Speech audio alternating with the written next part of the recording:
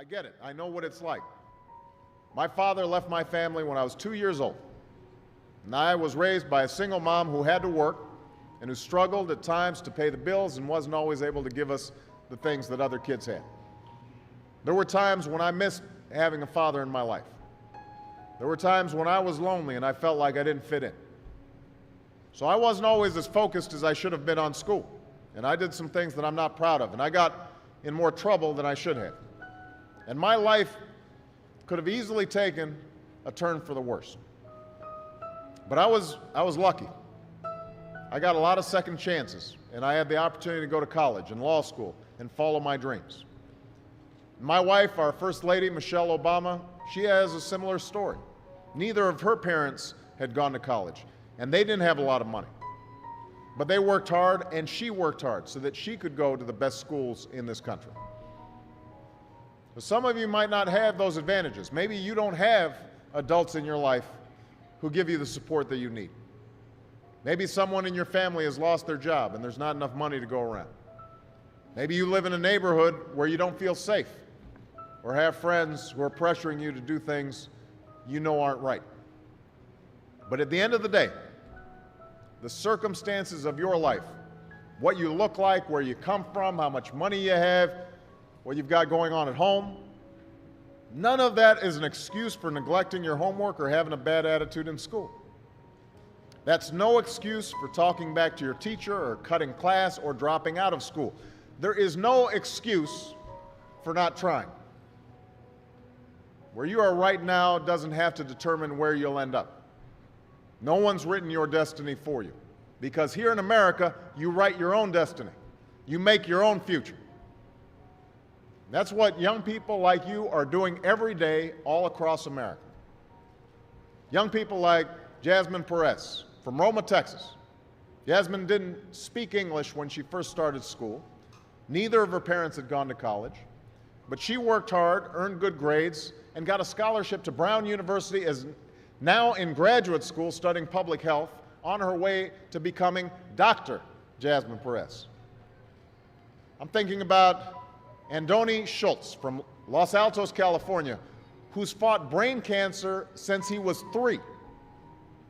He's had to endure all sorts of treatments and surgeries, one of which affected his memory, so it took him much longer, hundreds of extra hours to do his schoolwork. But he never fell behind. He's headed to college this fall. And that's why today I'm calling on each of you to set your own goals for your education and do everything you can to meet them. Your goal can be something as simple as doing all your homework, paying attention in class, or spending some time each day reading a book. Maybe you'll decide to get involved in an extracurricular activity or volunteer in your community.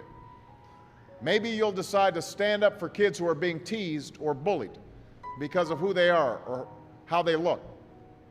Because you believe, like I do, that all young people deserve a safe environment to study and learn. Maybe you'll decide to take better care of yourself so you can be more ready to learn. And along those lines, by the way, I hope all of you are washing your hands a lot and that you stay home from school when you don't feel well so we can keep people from getting the flu this fall and winter. But whatever you resolve to do, I want you to commit to it. I want you to really work at it. I know that sometimes you get that sense from TV that you can be rich and successful without any hard work, that your ticket to success is through rapping or basketball or being a reality TV star. Chances are you're not going to be any of those things. The truth is, being successful is hard. You won't love every subject that you study. You won't click with every teacher that you have. Not every homework assignment will seem completely relevant to your life right at this minute. And you won't necessarily succeed at everything the first time you try. That's okay. Some of the most successful people in the world are the ones who've had the most failures.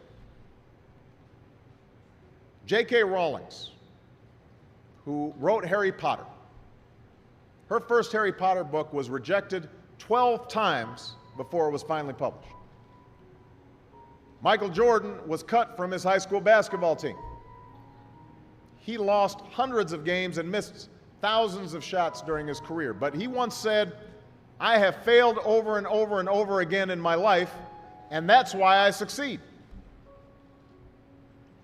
These people succeeded because they understood that you can't let your failures define you. You have to let your failures teach you. You have to let them show you what to do differently the next time. So if you get into trouble, that doesn't mean you're a troublemaker. It means you need to try harder to act right. If you get a bad grade, that doesn't mean you're stupid. It just means you need to spend more time studying. No one's born being good at all things. You become good at things through hard work. You're not a varsity athlete the first time you play a new sport. You don't hit every note the first time you sing a song. You've got to practice. The same principle applies to your schoolwork.